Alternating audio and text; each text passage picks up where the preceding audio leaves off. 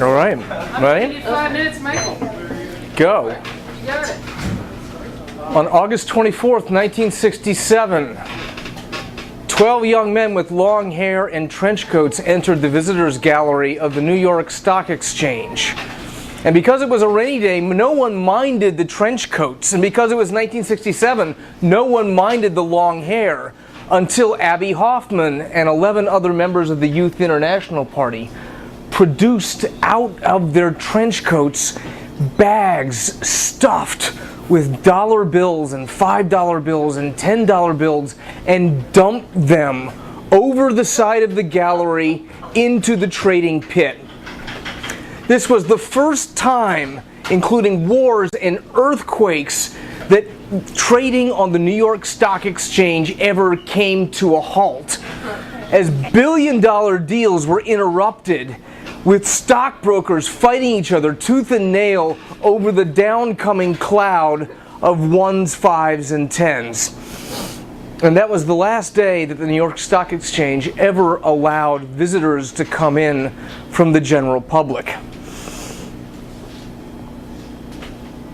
Something they don't tell you in the Bible is how Jesus was supposed to get the moneylenders out of the temple. You know that in the MGM version of the gospel, Jesus goes from being this meek Lamb of God into Chuck Norris. And he starts kicking over all the tables and beating up all the moneylenders, which is, number one, that's out of character.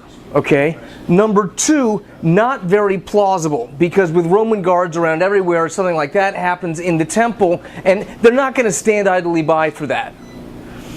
And I've always wondered what the real story was, and I always wished that somehow Christ got the apostles to go up to the roof of the synagogue and dump baskets full of worthless shekels outside the temple, so that all the moneylenders would stop what they were doing, go racing outside, and all Jesus had to do would be to simply close the door.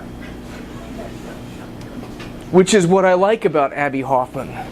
That if you keep the holy weird enough, the chattering zombies of death will not manage to eat it. Thanks.